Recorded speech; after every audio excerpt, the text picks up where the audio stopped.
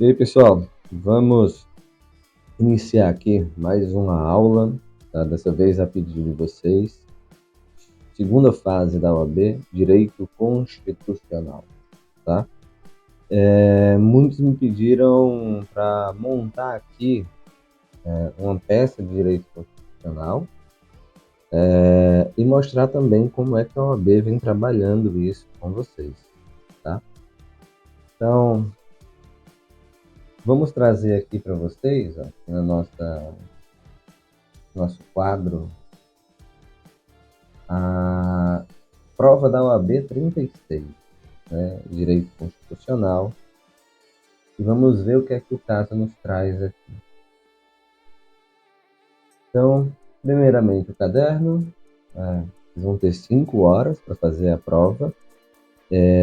Gente, não dá tempo de fazer rascunho, tá? Não perca tempo com rascunho. Treina, treina e treina. E aí você não vai precisar ficar fazendo rascunho, tá? Leva no máximo 3 horas para fazer a prova da OAB. Então, em 3 horas você vai fazer a prova da OAB. E, ao contrário da peça prática profissional do dia a dia, você vai focar naquilo que a OAB pontua. Então, você não vai detalhar fatos, até porque os fatos estão lá na questão. Então, você vai pegar a questão, resumir em 6 pontos, 6 linhas, né? Resume em 6, 7 linhas, no máximo 8. No máximo 8, tá? E aí você não vai perder tempo detalhando fatos. Você vai para aquilo que é importante. A peça, a sua estrutura, o direito, os pedidos, principalmente aí a parte do direito, a tese que você vai defender para a peça, né? Para resguardar o direito do seu cliente. Então, vamos conhecer aqui, ó, a nossa prova. A primeira coisa que vai aparecer aqui vai ser a peça prática profissional. E temos o seguinte caso aqui. O potencial turístico do estado Ômega foi sensivelmente abalado em decorrência do crescimento da extração de inúmeras substâncias minerais úteis encontradas em seu subsolo. A atividade assim desenvolvida esteja o surgimento de grandes montes, quer de detritos, quer das substâncias minerais extraídas, o que se mostra visualmente incompatível com as belezas naturais existentes nas localidades próximas. Em razão desse quadro, foi promulgada a Lei Estadual. Então, vamos lá. Vamos anotar aqui algumas coisas. Trata-se aqui, né, de uma lei estadual.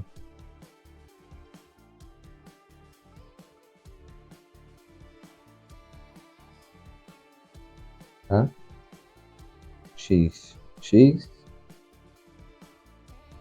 Vamos analisar. A lei expôs em seu artigo 1º que a exploração das referidas atividades econômicas nas regiões geográficas classificadas como de potencial turístico pela Secretaria do Estado de Turismo dependeria de prévia autorização ou concessão desse órgão, que somente seria deferida após realização de audiências públicas com a população diretamente interessada. Então, artigo 1º. O que é que diz o artigo 1º? Diz que depende de autorização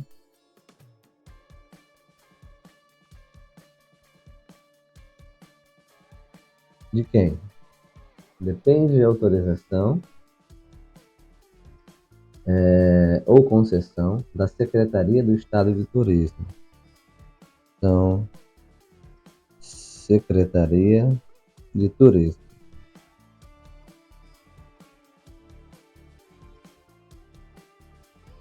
Quando a região explorada ela for classificada por essa secretaria como de potencial turístico. Então, por isso, remete-se a essa secretaria. E dependeria dessa autorização, somente vai ser deferida após o quê? realização de audiência pública com a população. O artigo 2º, por sua vez, e aqui lembrar que é do Estado, tá? Do Estado, ômega.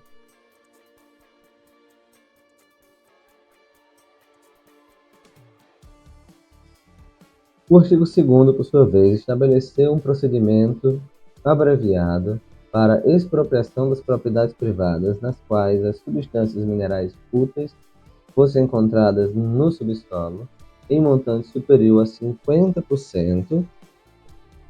Vamos lá. Em montante superior a 50% da área total, preceito no qual se enquadrava a quase que a totalidade das propriedades existentes. Ressalta-se que o artigo 2º ainda expressa no sentido que a indenização devida aos proprietários privados também abrangeria o potencial econômico oferecido pelas substâncias minerais. Então, no artigo 2º, ele vai estar dizendo, olha, se você tem uma propriedade que o seu subsolo tem mais de 50% do minério X aqui explorado, das substâncias minerais exploradas, você vai ter aí uma expropriação da sua propriedade em face a essa existência desse mineral, tá? Só que no artigo 2º também vai dizer que a indenização cabida dessa desapropriação, né, dessa expropriação, vai abranger o potencial econômico oferecido pelas substâncias minerais. Então você não vai ficar no prejuízo dessa exploração econômica, tá? Você vai receber um valor inerente às substâncias que são encontradas, ao potencial econômico dessas substâncias encontradas. Então, o artigo 2, ele vai tratar aqui sobre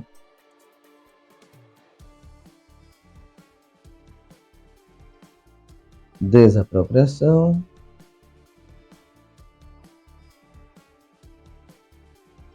das propriedades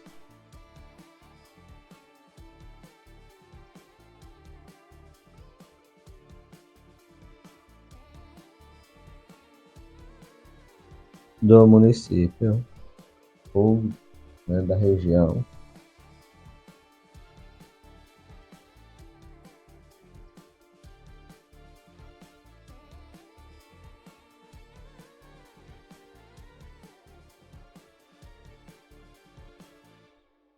que contenha mais de 50% do subsolo com o minério explorado.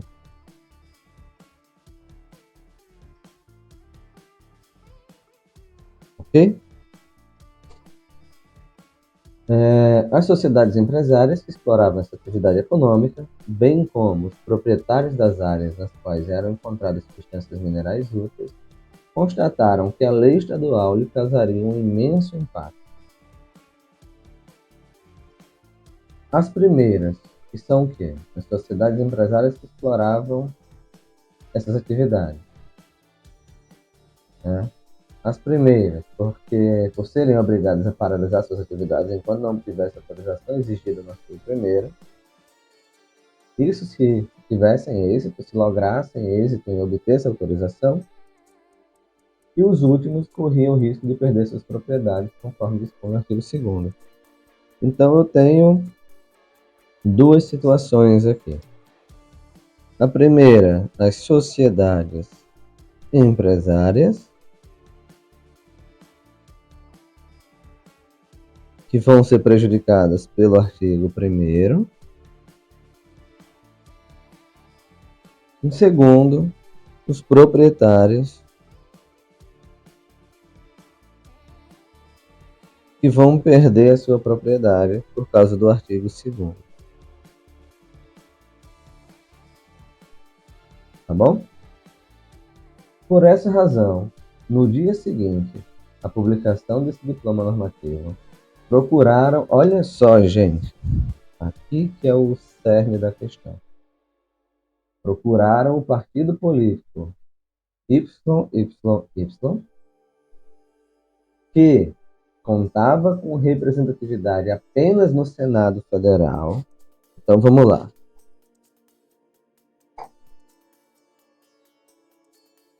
O partido YYY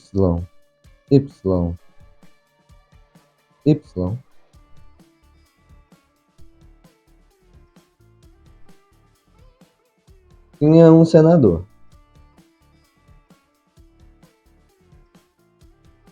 Representação no Senado Federal. Tem a Câmara dos Deputados? Não, não tem Câmara dos Deputados, apenas no Senado Federal. Pleitearam o ajuizamento de ação judicial cabível, de modo que a lei estadual fosse submetida ao controle concentrado de constitucionalidade. Gente, ele já dá que é para ser controle concentrado. Então, controle, né?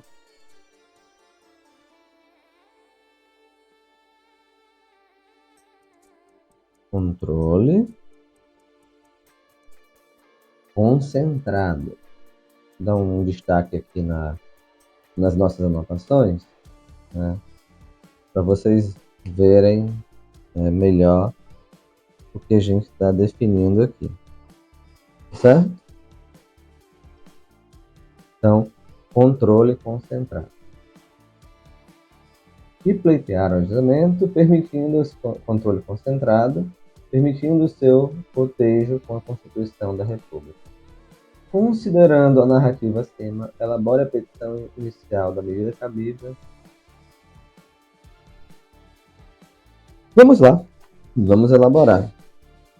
Então, primeira coisa, tirem um print aqui dessa tela, né? Aqui, ó, das anotações. Tirem um print, guarda isso, guarda essas informações, tá? A gente vai apagar aqui, vai voltar a questão várias vezes, tá? Mas isso daqui vai ser as anotações que você extraiu da questão. Mantenha essas anotações com vocês sempre. Façam essa análise minuciosa, anotem cada detalhe é importante, tá? Então, vamos aqui, porque a gente vai analisar duas coisas, né? Vamos definir qual é a ação cabível. Gente, partido político com representação no Senado. A nossa Constituição Federal, ela vai ter lá os legitimados do controle concentrado.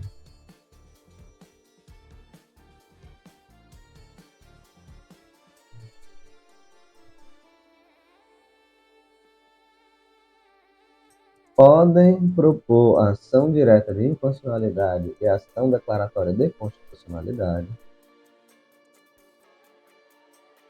Presidente da República, mesa do Senado Federal, mesa da Câmara dos Deputados, mesa da Assembleia Legislativa, governador do Estado, Procurador-Geral da República, Conselho Federal da OAB, partido político com representação no Congresso Nacional.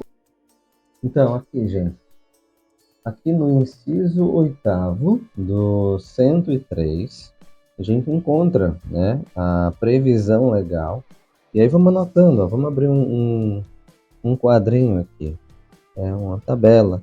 Faz isso na sua prova, anota, né, faz as suas anotações prévias antes da peça.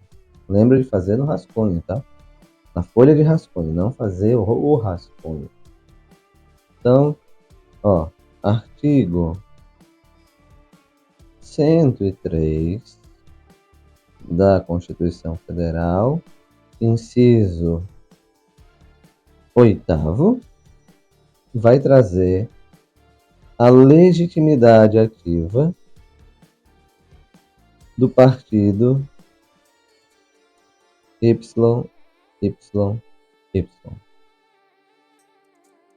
tá? Legitimidade ativa do partido YYY.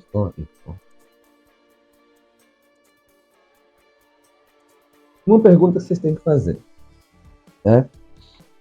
Essa legitimidade do partido político, ela é plena ou ela é especial, ad causa? Gente, o partido político com representação no Congresso Nacional, ele tem uma legitimidade plena. Isso significa que qualquer que seja a causa, qualquer que seja a matéria, a abrangência, ele vai ter interesse processual. Ele não precisa comprovar interesse processual. Mas você vai abrir um tópico lá na sua peça da legitimidade e falar isso para o avaliador. Você vai abrir um tópico e dizer, avaliador, eu sei disso. Eu sei que ele não precisa comprovar que tem interesse, que tem aderência à temática da legislação que está sendo questionada aqui na nossa ADI ou ADIM, né? Ação direta de inconstitucionalidade, certo?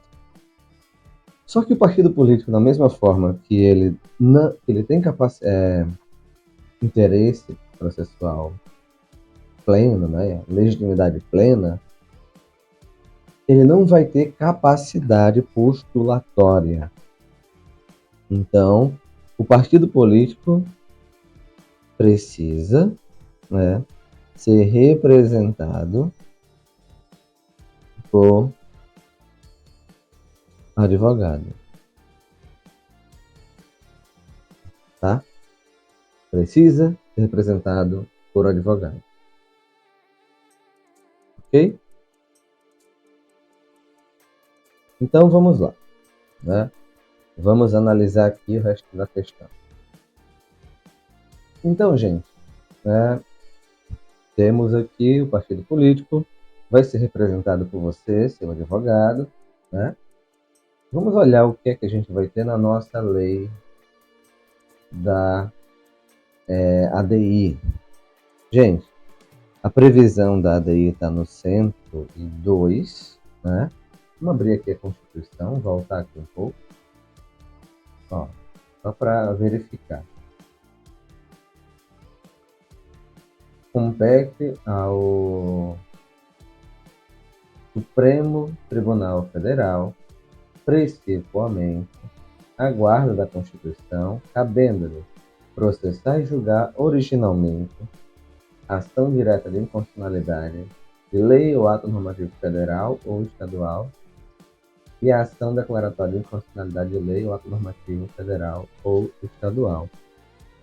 Então eu tenho a previsão no artigo 102,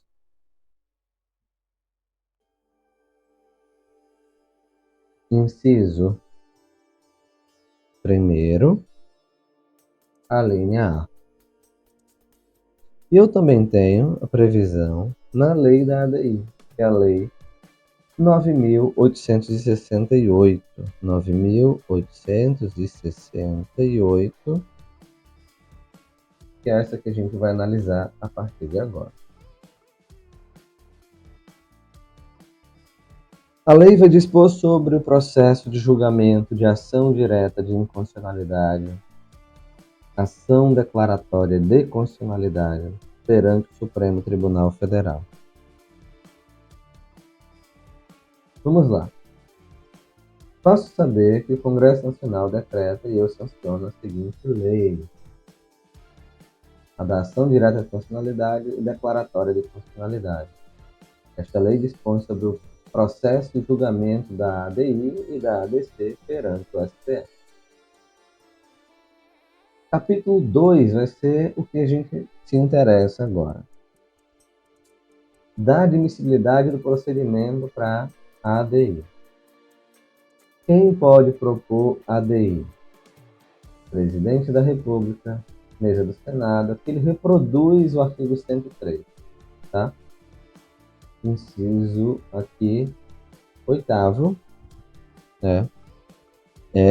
Então a gente vai notar aqui também que a legitimidade do nosso cliente aqui está também na Lei 9.868/99, em seu artigo 2º,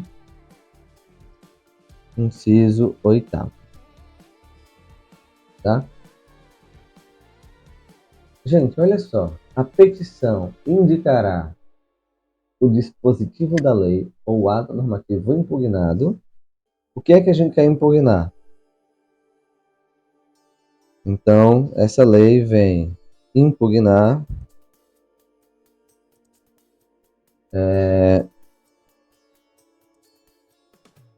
o que é que a gente tem na questão?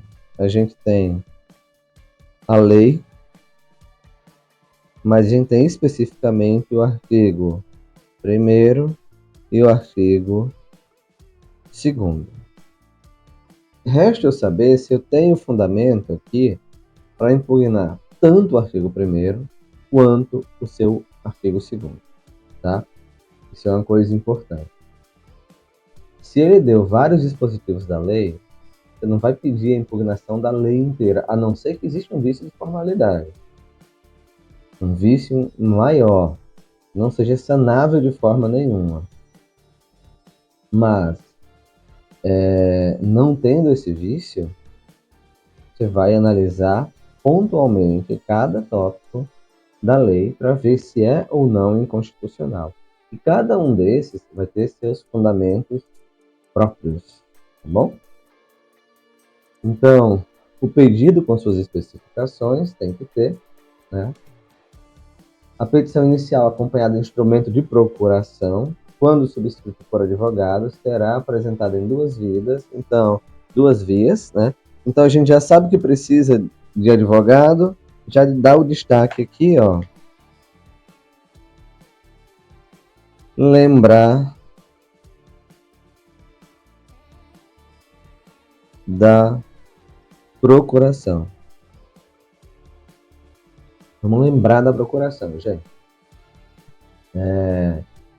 Devendo conter cópias da lei, do ato normativo impugnado e dos documentos necessários para comprovar a impugnação. Então, lembrar de citar que a lei em cópia no anexo X, tá? A lei está em cópia no anexo X. Por quê? Porque é obrigatório ter a cópia. Então você vai ter que lembrar que tem que citar que ela está em cópia. Tem que mostrar ao avaliador que você sabe que precisa ter aquilo. Não basta você saber, você tem que mostrar que sabe. Se você não colocar no papel, ele não vai saber que você sabe, tá? A petição inicial, inepta, não fundamentada e manifestadamente improcedente será liminarmente indeferida pelo relator. Cabe agravo da decisão de indeferir a petição inicial. Se for indeferida a sua inicial, cabe agravo. Proposta a ação direta não será admitida desistência. Gente, isso daqui é questão em todas as provas. A ADI, uma vez que ela é proposta, não pode desistir. Sabe por quê? Você vai ter que fundamentar a questão. Tá? Você vai ter que dizer quais são as razões pelas quais você quer impugnar a lei perante a Constituição Federal. Só que os ministros que vão julgar o seu caso, que vão analisar a sua impugnação, eles não vão se ater somente àquilo que você manifestar. Eles não vão se ater somente aos argumentos que você colocar. Eles têm que fazer uma análise completa, uma análise com base em todo o ordenamento, toda a Constituição, a ponderação dos princípios constitucionais. Então, a análise deles vai ser minuciosa. Então, uma vez que você levanta essa inconstitucionalidade, você, né, dá luz à inconstitucionalidade, toda a Constituição vai ser utilizada, não somente aquilo que você utilizar como argumentação, mas toda a Constituição vai ser utilizada como fundamento. E se toda a Constituição vai ser utilizada como fundamento, o interesse ele não é mais específico daquela pessoa que entrou com a ação. O interesse é da sociedade, então não cabe mais desistir. Entrou com a ação, não tem volta. Ela não vai deixar de correr, de seguir seu curso. Tá? O relator pedirá informações aos órgãos e autoridades das quais emanou a lei, né, ou o ato normativo impugnado. Então, se o relator vai ter que fazer isso, vamos lá nos pedidos.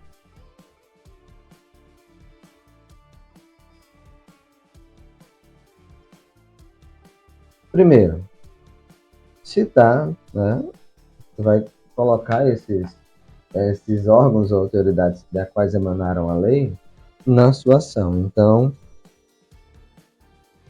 citar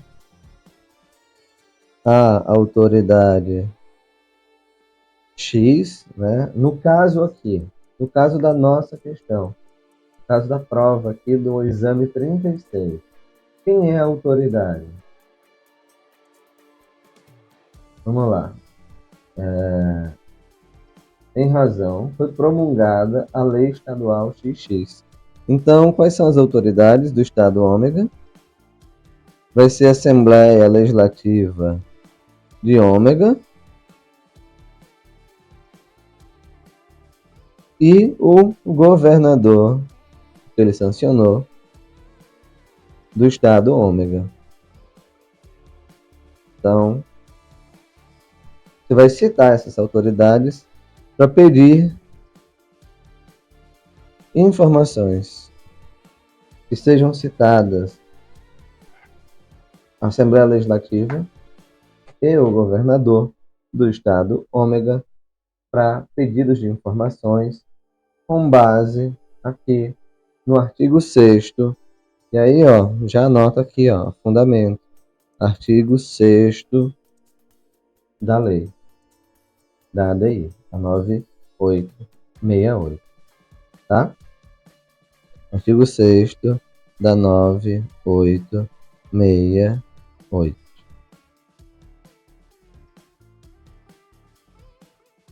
As informações serão prestadas no prazo de 30 dias a contar do recebimento do pedido. Então, essas informações, você vai dizer para prestar informações em 30 dias, em até 30 dias, tá?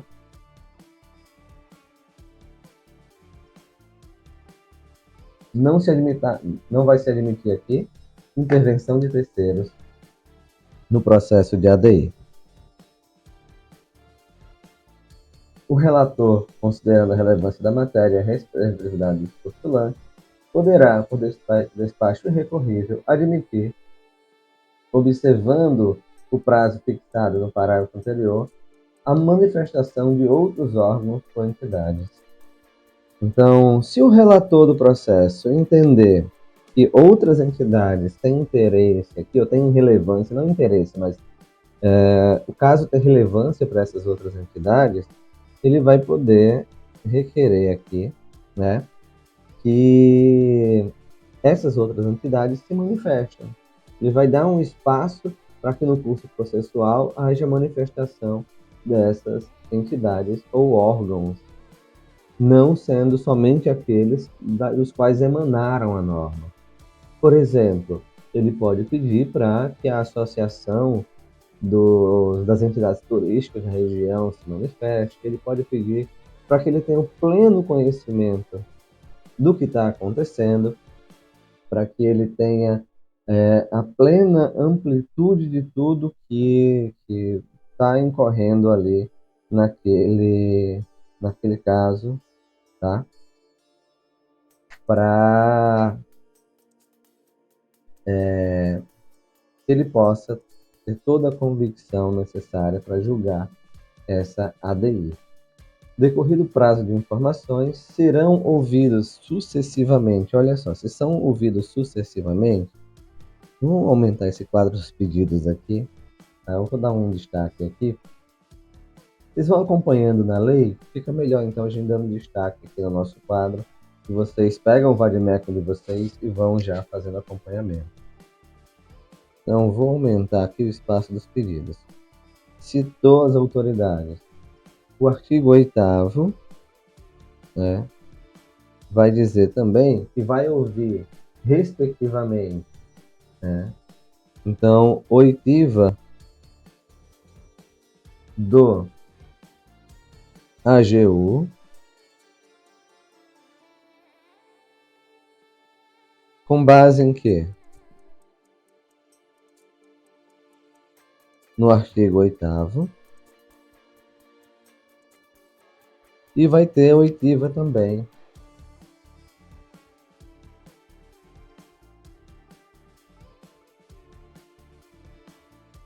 do PGR,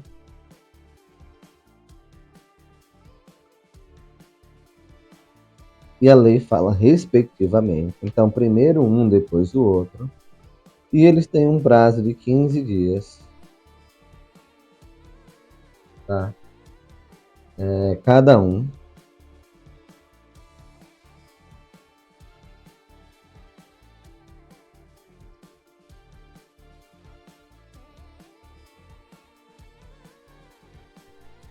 Dias para se manifestar aqui sobre a ADI. Tá? Vencidos os prazos do artigo anterior, o relator lançará o relatório com cópia a todos os ministros e pedirá dia para julgamento. Em caso de necessidade de esclarecimento de matéria ou circunstância de fato, ou de notória insuficiência das informações existentes nos autos, poderá o relator requisitar informações adicionais, designar perito, comissão de peritos, para que emita parecer sobre a questão, ou fixar data para, em audiência pública, ouvir depoimentos de pessoas com experiência e autoridade na matéria.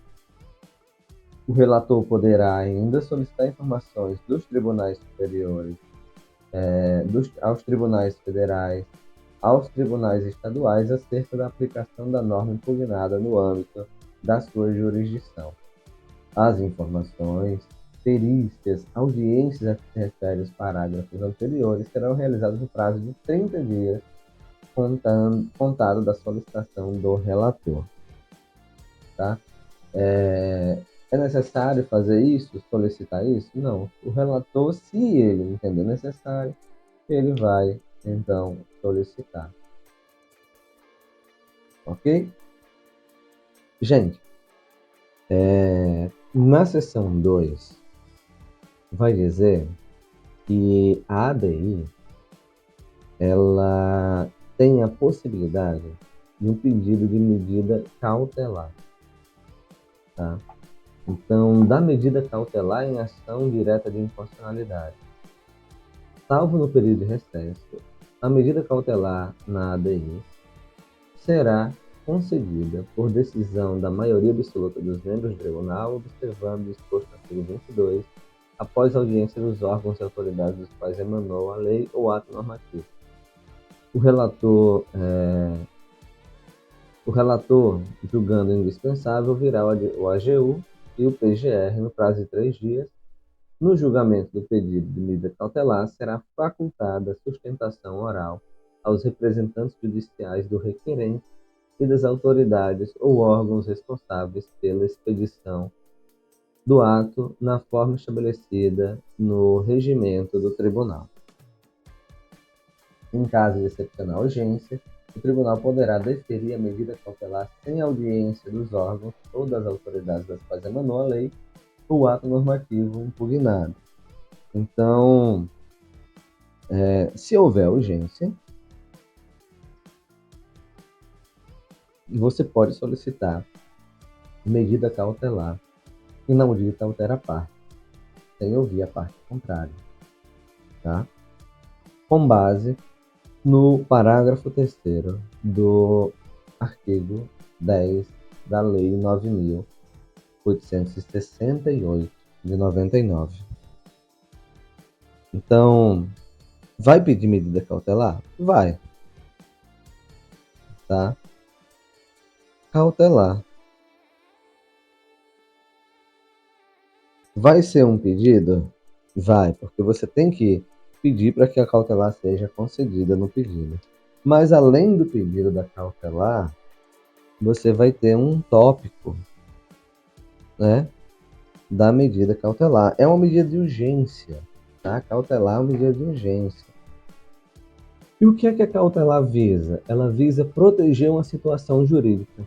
A cautelar tem uma função de proteção dessa situação jurídica. Gente, se a gente está pedindo a impugnação de uma lei, a inconstitucionalidade de uma lei, o que é que pode acontecer nos processos que estão correndo envolvendo essa lei? O que é que pode acontecer naqueles casos onde está sendo aplicada a lei? Não, você tem que solicitar nessa cautelar, né, que sejam notificados o Estado ômega, o Tribunal do Estado ômega,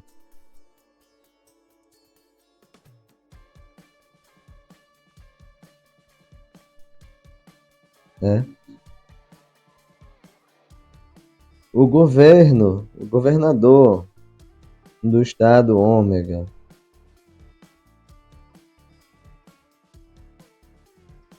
E para quê?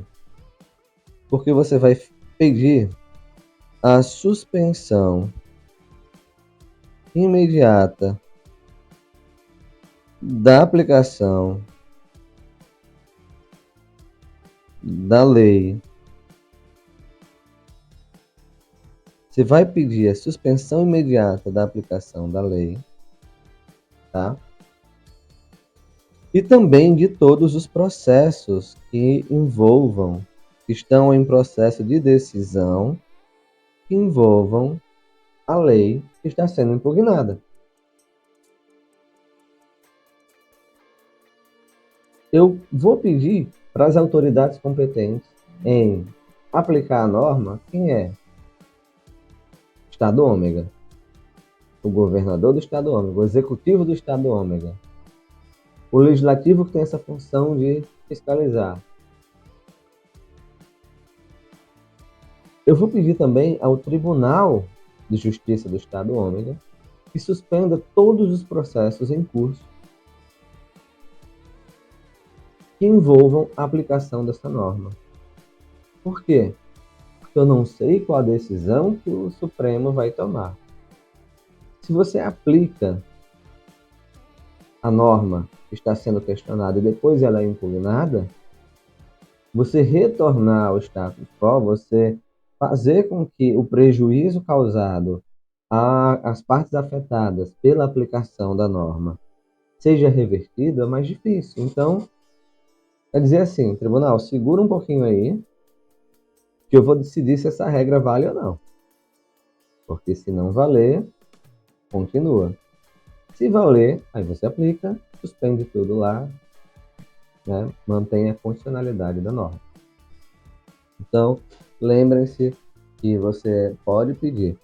Se o caso for de grande urgência, e, gente, exploração de uma atividade de mineração, se você suspende a exploração, você vai ter prejuízos que não vão voltar. E esses prejuízos em um mercado global, o mercado de minério é um mercado de commodities, é um mercado global, que vai perder clientes no mundo afora. Ninguém está explorando só para vender em pequenas quantidades minério. Explorações são grandes volumes para atender a uma demanda global.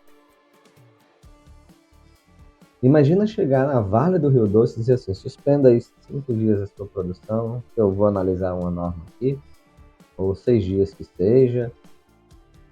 Então, você vai pedir a cautelar com base no parágrafo, com base no parágrafo 3º do artigo 10,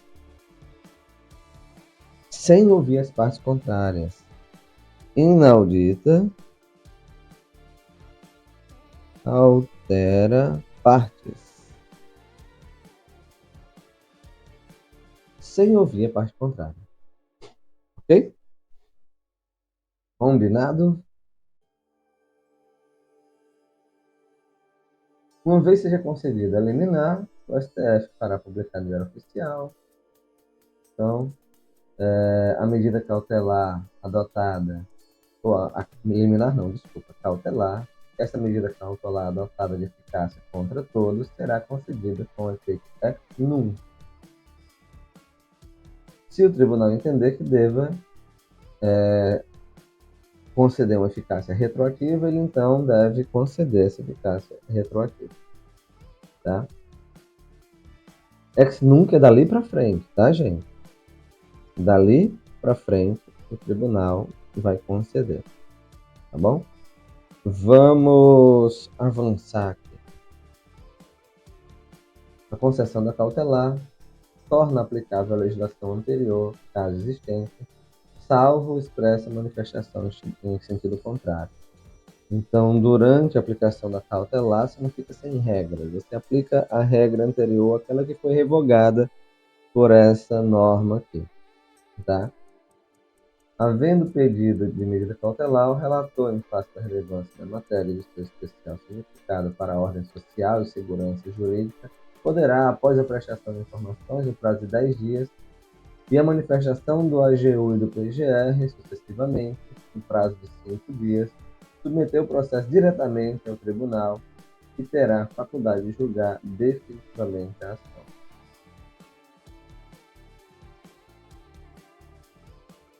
Certo? Então, o último pedido vai ser que seja julgado procedente a inconstitucionalidade impugnada a norma, para não haver prejuízos à ordem constitucional. Ah, professor, mas não são os donos das propriedades e as empresas que estão pedindo? Sim, mas a gente não está pedindo o caso deles, a gente está pedindo uma ação de controle concentrado, a gente está discutindo a norma em tese. Então, se a discussão é sobre a norma em tese, a gente vai ter como pedido principal a impugnação dessa norma em tese, né? A sua remoção do ordenamento jurídico nacional. Ok? Então, essa é a nossa estrutura aqui da ADO. Vamos montar essa peça aqui? Vamos analisar aqui o que a gente tem dessa peça especificamente, desse caso da OAB 36.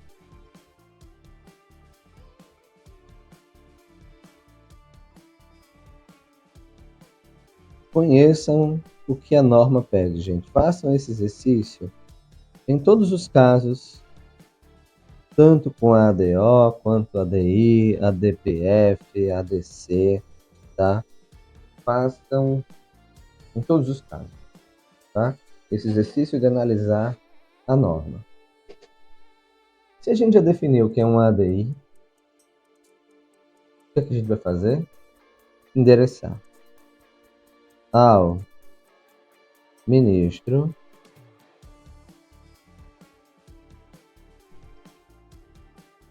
presidente do Supremo Tribunal Federal, do STF. Gente, aqui eu abrevio porque a gente está montando no espaço, é restrito. A gente está trabalhando aqui para vocês aprenderem a fazer. Não vão abreviar, hein? A prova nem na OAB. Então, a petição deve ser endereçada ao ministro tribunal Supremo Tribunal Federal, tá? Conforme os artigos que a gente anotou aqui, que vão dar, né, principalmente aqui ao ministro essa competência de julgar, tá? Então, vamos lá. Vocês vão escrever 6 ou 10 linhas.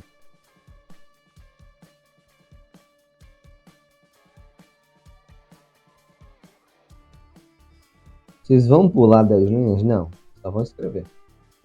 Não pula 10 linhas, então você perde espaço. O mais importante é você fazer a defesa. E você precisa de espaço para isso. Então, não pula 10 linhas, tá? Você só escreve 10 linhas para dizer, avaliador, não estou pulando 10 linhas porque eu não quero perder meu espaço para responder. Mas eu sei que ela tem que ter aqui, tá? Eu sei que tem que pular. Só isso. Na linha seguinte, você vai escrever o, gente, Diretório Nacional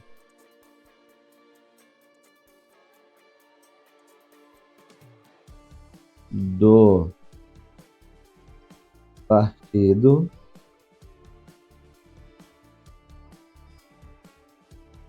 YYY. Por que Diretório Nacional? Porque é o Diretório Nacional que representa o partido nacionalmente. Então, para ter legitimidade, eu tenho que ter uma representação nacional.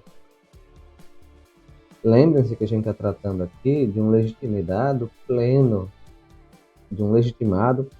Desculpa. Tá? Esse legitimado pleno, ele pode propor ação sobre normas de qualquer abrangência, de qualquer setor, de qualquer incidência. Mesmo estando apenas no estado ômega, é o Diretório Nacional que vai propor, tá? É o Diretório Nacional que vai propor. Então, o Diretório Nacional, com base em quê? A gente anotou, né? Volta um pouquinho, você vai ver, ó. Já vai estar com tudo anotado. O artigo 103. 103. Inciso 8º da Constituição Federal, combinado com o C/C, combinado com o artigo 2º, inciso também 8º, da Lei 9868/99.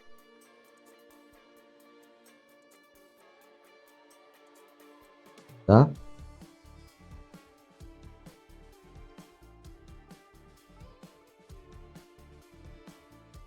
Então, Diretório Nacional do Partido Político, com base no 103, inciso 8º, e no artigo 2º, inciso 8º da lei da ADI. Lógico, aqui você vai ter que dizer onde é que está a sede do partido, né? O partido político vai indicar a sede.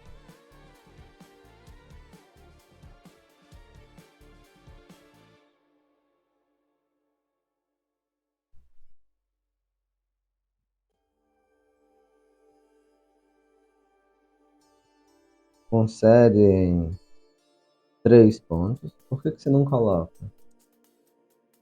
A questão vai trazer? Se a questão trouxer, você coloca. Se a questão não trouxer, não coloca.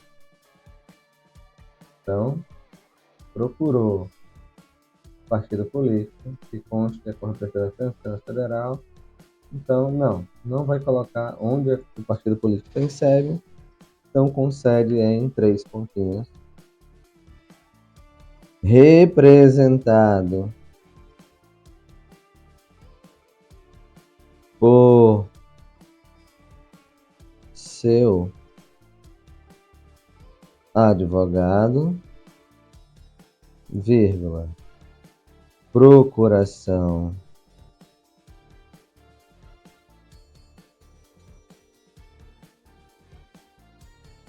em anexo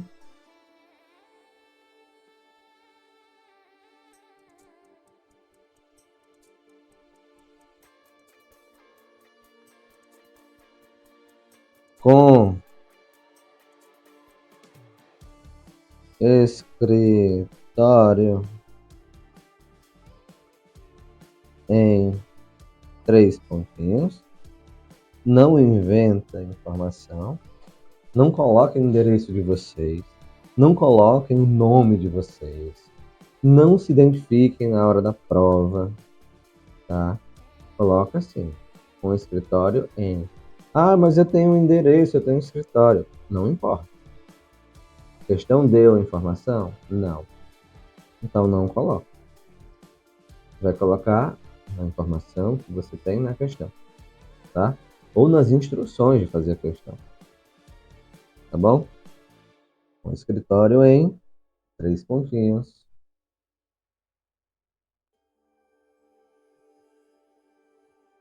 Onde solicita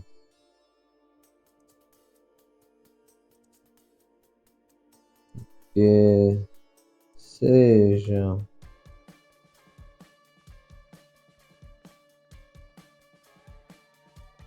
realizadas todas as informações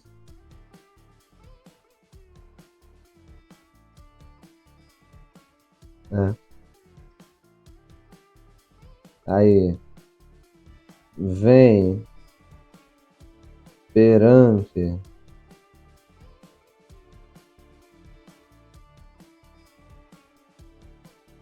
vossa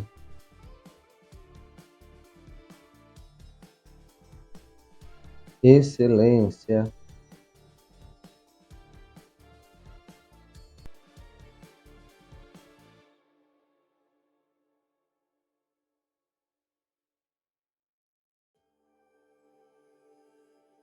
propor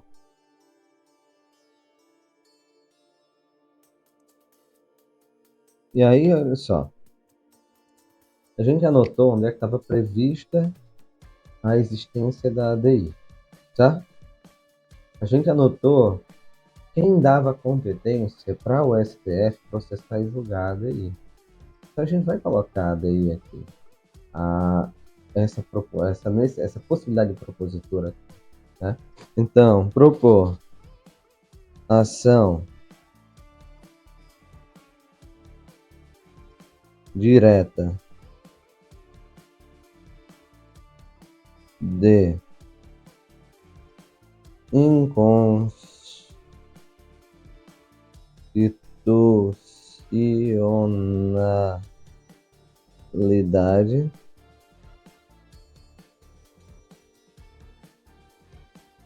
propor ação direta de inconstitucionalidade com base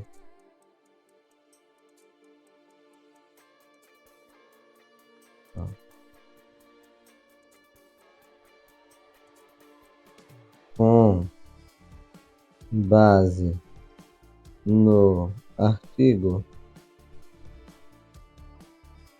102, inciso 1º, a linha A da Constituição da República Federativa do Brasil de 1988, tá?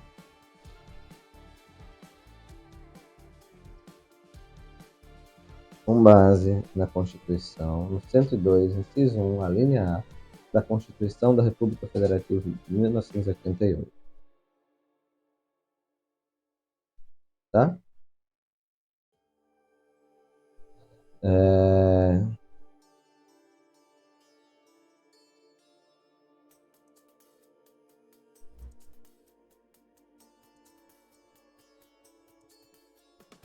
Vamos avançando aqui.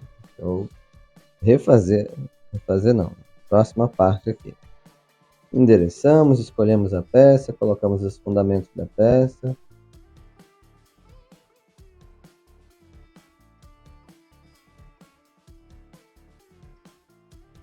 E aí, se a gente vai propor ação, vai ser contra,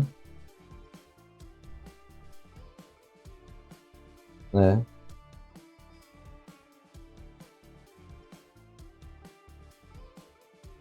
Assembleia Legislativa de Ômega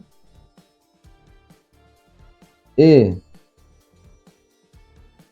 governador do estado Ômega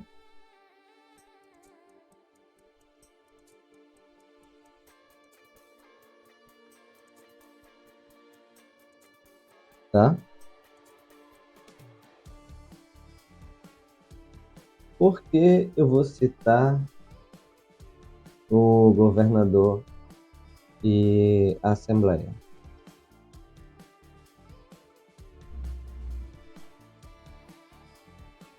Gente, é a Assembleia Legislativa que tem o papel de criar a lei, é o governador do estado que tem o papel de criar a lei e promulgar a lei criada pela Assembleia. Então, eles participam do processo legislativo. Eles são os dois entes, dois órgãos do estado que vão participar do processo, tá? Então, contra eles dois, para...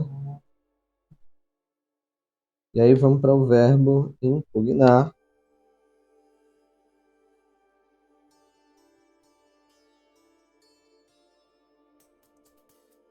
Impugnar.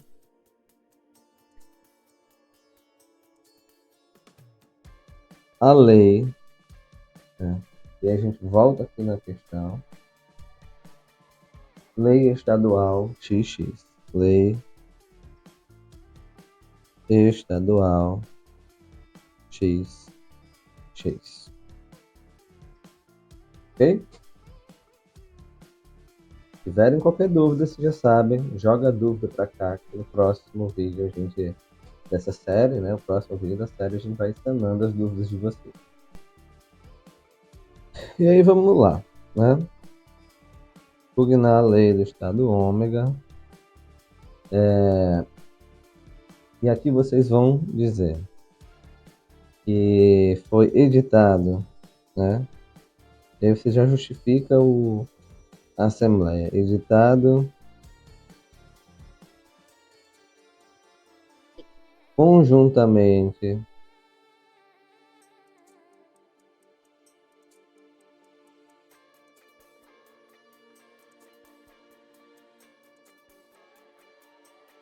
pela Assembleia Legislativa de Ômega e pelo governador do estado Ômega,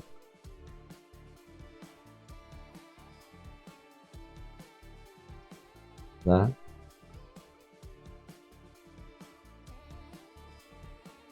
Aí pelas razões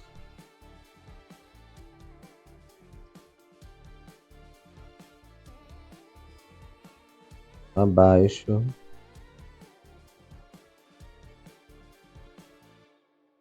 expostas.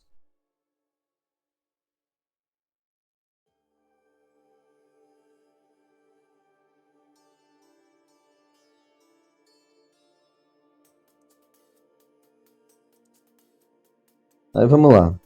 Primeira coisa, cabimento.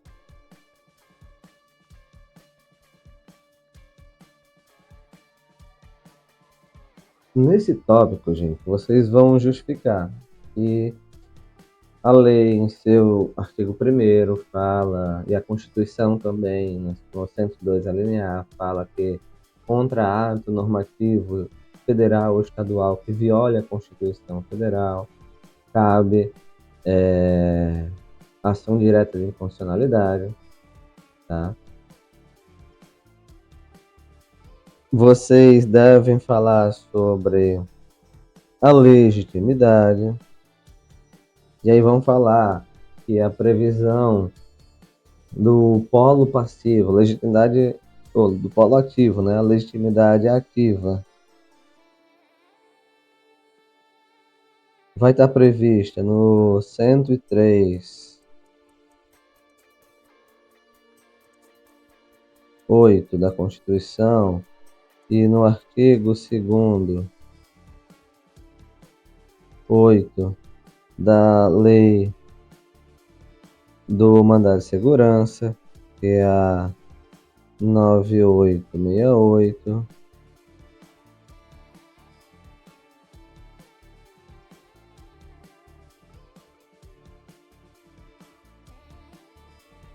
E aí vocês vão falar que, né, o partido político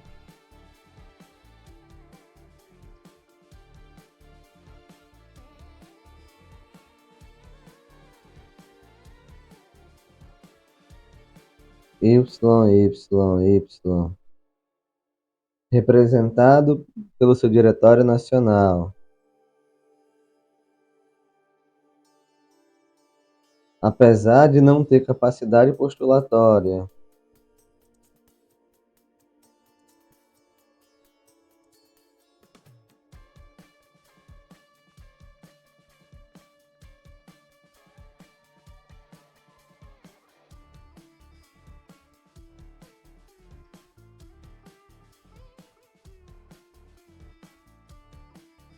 é legitimado, universal,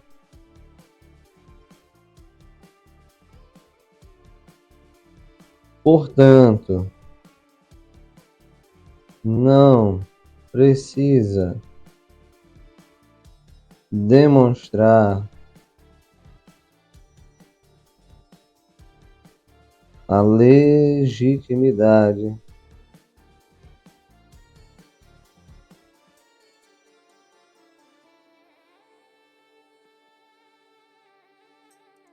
ad causam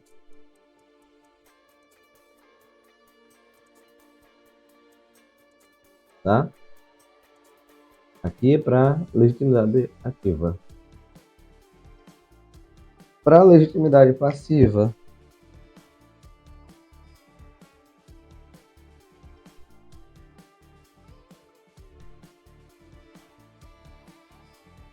bem, para legitimidade passiva,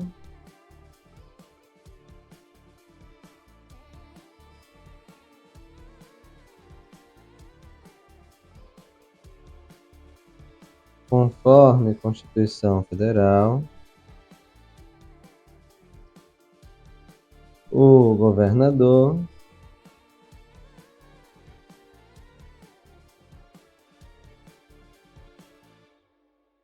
e a Assembleia Legislativa são órgãos competentes para o processo de criação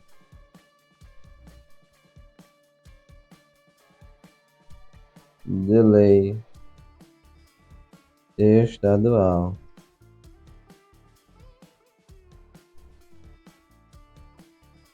Tá?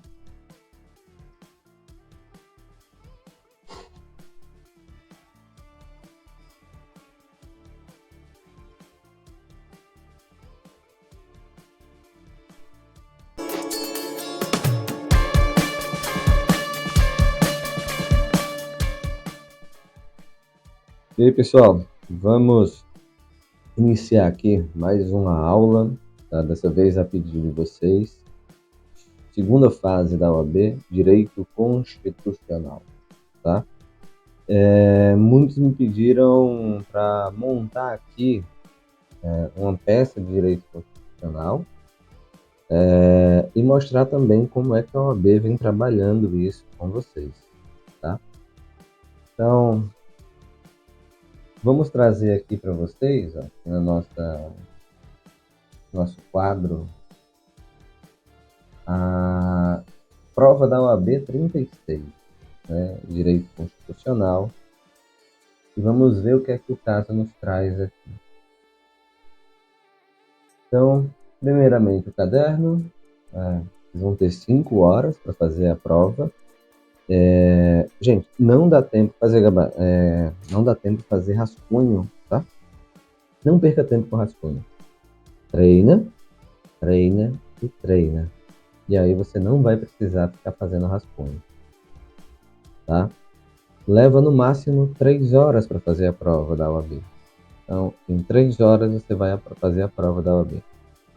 E ao contrário da peça prática profissional do dia a dia, você vai focar naquilo que a OAB pontua.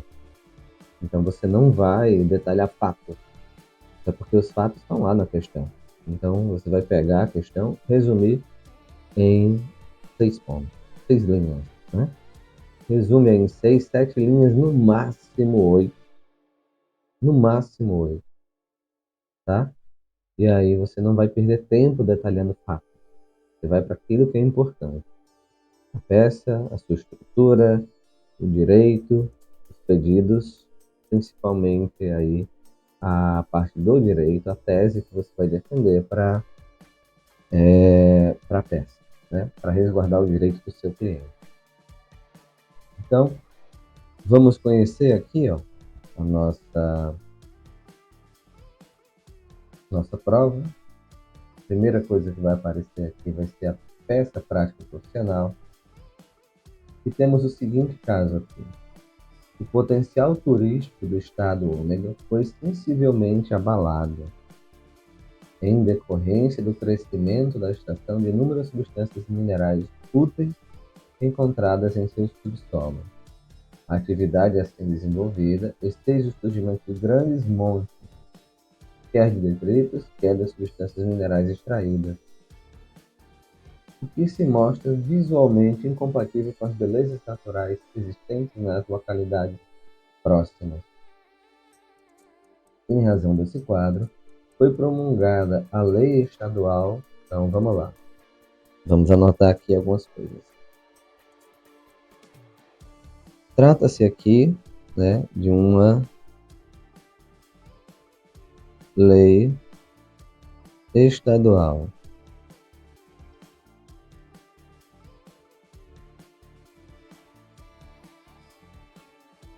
Tá? X. Vamos analisar. A lei expôs em seu artigo 1º que a exploração das referidas atividades econômicas nas regiões geográficas classificadas como de potencial turístico pela Secretaria do Estado de Turismo dependeria de prévia autorização ou concessão desse órgão, que somente seria deferida após realização de audiências públicas com a população diretamente interessada. Então, artigo 1º. O que é que diz o artigo 1º? Diz que depende de autorização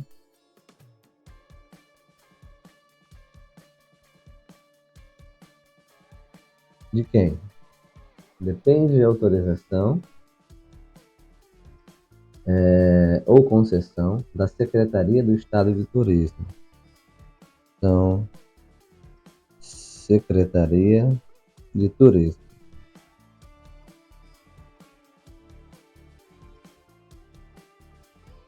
Quando a região explorada ela for classificada por essa secretaria como de potencial turístico.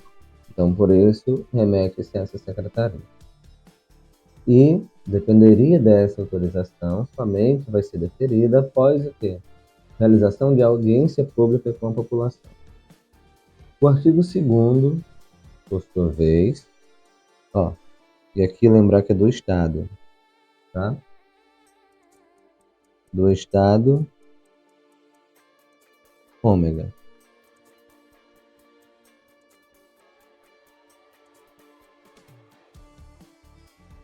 O artigo 2º, por sua vez, estabeleceu um procedimento abreviado para expropriação das propriedades privadas nas quais as substâncias minerais úteis fossem encontradas no subsolo em montante superior a 50%. Opa, vamos lá. Em montante superior a 50% da área total, preceito no qual se enquadrava a quase que a totalidade das propriedades existentes. Ressalta-se que o artigo 2º ainda expressa no sentido que a indenização devida aos proprietários privados também abrangeria o potencial econômico oferecido pelas substâncias minerais. Então, no artigo 2º, ele vai estar dizendo, olha, se você tem uma propriedade que o seu subsolo tem mais de 50% do minério X aqui explorado, das substâncias minerais exploradas, você vai ter aí uma expropriação da sua propriedade em face a essa existência desse mineral, tá? Só que no artigo 2º também vai dizer que a indenização cabida dessa desapropriação, né, dessa expropriação, vai abranger o potencial econômico oferecido pelas substâncias minerais. Então você não vai ficar no prejuízo dessa exploração econômica, tá? Você vai receber um valor inerente às substâncias que são encontradas, ao potencial econômico dessas substâncias encontradas. Então, o artigo 2, ele vai tratar aqui sobre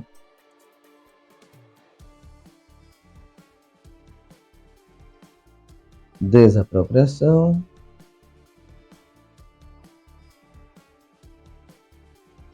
das propriedades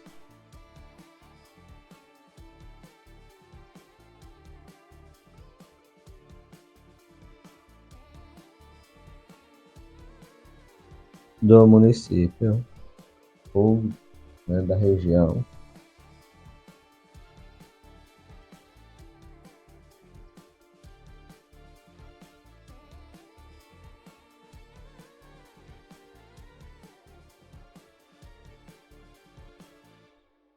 que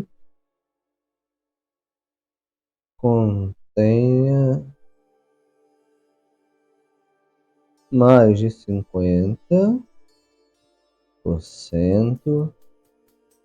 do subsolo com o minério explorado.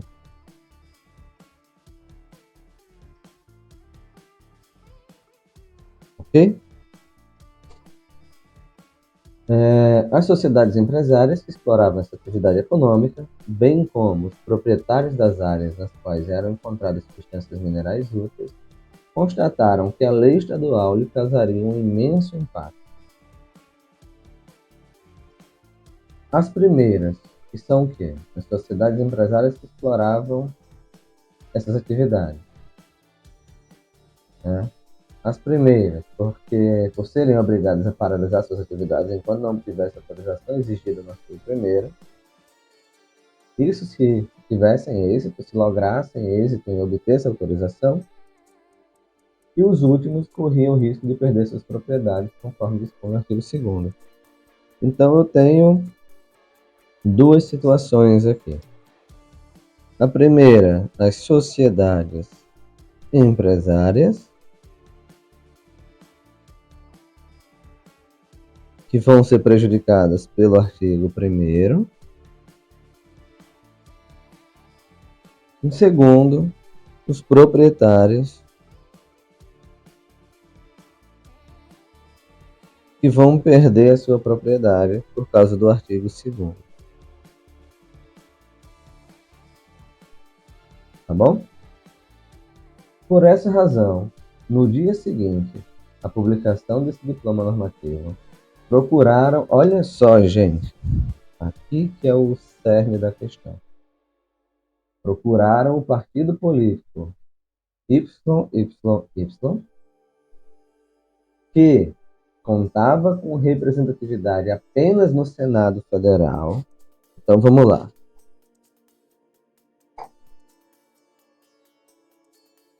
O partido YYY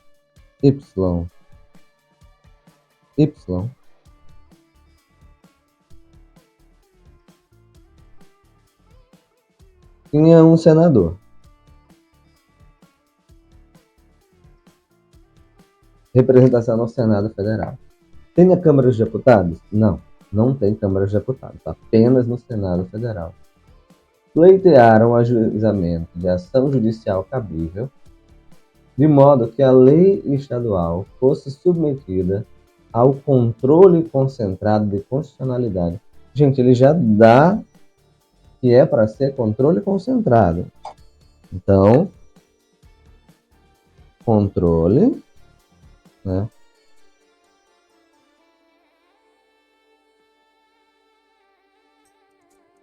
Controle concentrado. Dá um destaque aqui nas nossas anotações, né? Para vocês verem melhor o que a gente está definindo aqui, certo? Então, controle concentrado. E pleitearam o ajuizamento, permitindo o controle concentrado, permitindo o seu cotejo com a Constituição da República. Considerando a narrativa acima, elabore a petição inicial da medida cabível. Vamos lá, vamos elaborar. Então, primeira coisa, tirem um print aqui dessa tela, né? Aqui, ó, das anotações. Tirem um print, guarda isso, guarda essas informações, tá? A gente vai apagar aqui, vai voltar a questão várias vezes, tá? Mas isso daqui vai ser as anotações que você extraiu da questão. Mantenha essas anotações com vocês sempre. Façam essa análise minuciosa, anotem cada detalhe é importante, tá? Então, vamos aqui, porque a gente vai analisar duas coisas, né? Vamos definir qual é a ação cabível. Gente, partido político com representação no Senado. A nossa Constituição Federal, ela vai ter lá os legitimados do controle concentrado.